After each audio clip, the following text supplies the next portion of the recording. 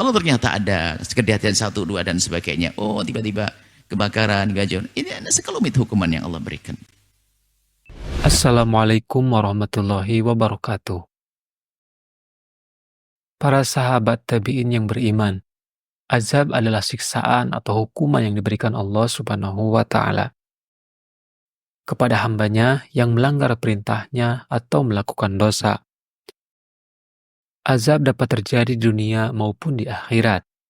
Dalam bahasa Arab, kata azab berasal dari kata aqoba yu'kibu yang berarti balasan, siksaan, atau teguran.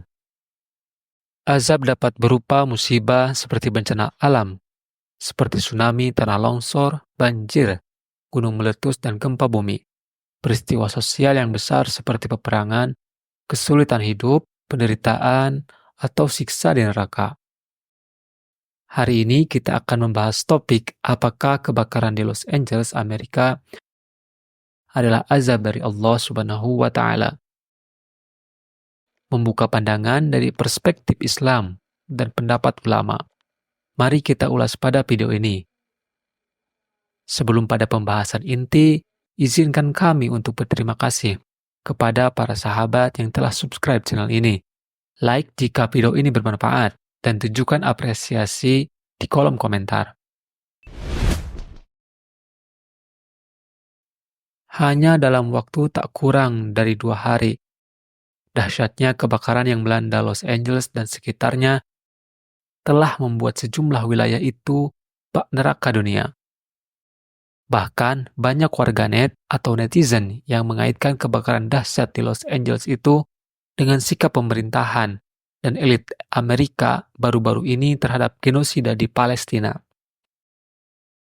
Sebab lautan api di negara bagian California itu terjadi bersamaan dengan pidato Presiden terpilih Amerika, Donald Trump, yang mengancam bakal menjadikan Gaza sebagai neraka. Dalam pidatonya yang belum lama ini, Trump mengancam akan melepaskan neraka ke Gaza jika sandera Israel tak dilepaskan segera.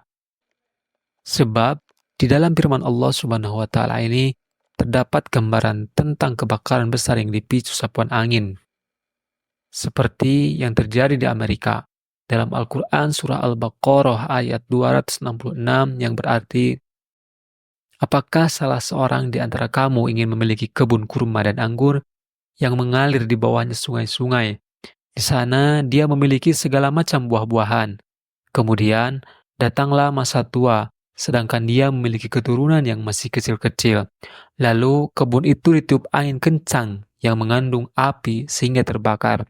Demikianlah Allah menerangkan ayat-ayatnya kepadamu agar kamu memikirkannya. Kejadian ini memicu berbagai pertanyaan. Salah satunya adalah apakah peristiwa ini merupakan azab dari Allah. Dalam Islam, konsep azab sering dikaitkan dengan hukuman dari Allah atas perbuatan dosa manusia. Namun, pemahaman mengenai azab tidak sederhana itu. Mari kita bahas lebih lanjut. Terlepas dari penyebabnya, setiap musibah pasti mengandung hikmah. Bagaimana kita sebagai manusia seharusnya menyikapi peristiwa ini. Seperti inilah penjelasan dari ulama Buya Yahya. Kalau ternyata ada kejadian satu, dua, dan sebagainya, oh tiba-tiba kebakaran, gajon, ini ada sekelumit hukuman yang Allah berikan. Artinya jangan sampai kita memahami di saat ternyata, oh kok aman-aman saja, dia sudah berbuat dolim lama, kok tidak ada kejadian, itu bukan berarti mereka dalam kebenaran, tidak. Hukuman di dunia sekecil sekali, sekelumit. Tapi yang lebih serem adalah nanti hukuman di akhirat. Kita beriman kepada akhirat. Dan ternyata yang penting adalah masalah aku.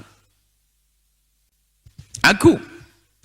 Suatu kali ada orang bertanya, bagaimana ya hukumnya? Palestina begini kan? Itu kan tidak benar dan sebagainya. Oh, oke. Sekarang kita tanya kepada orang yang punya semangat semacam ini. Satu, berapa kali Anda mendoakan mereka dalam sehari?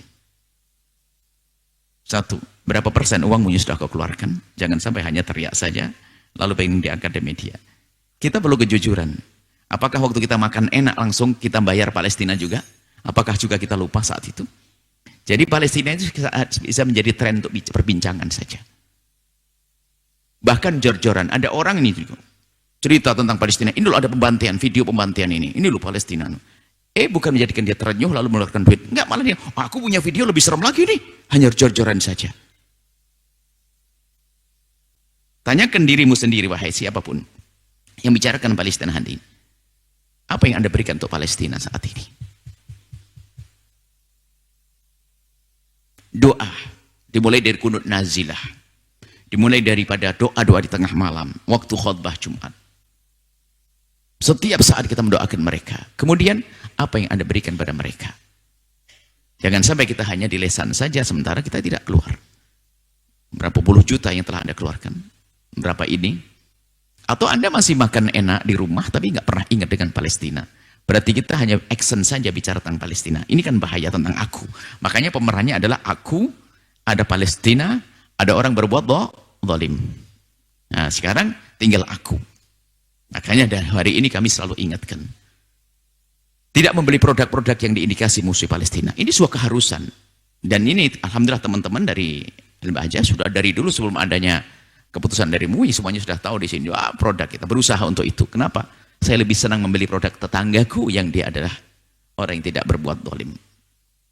Nah, kalau masih membela ini kesana. Jadi dari sinilah koreksi kita. Teriak-teriak Allahu Akbar.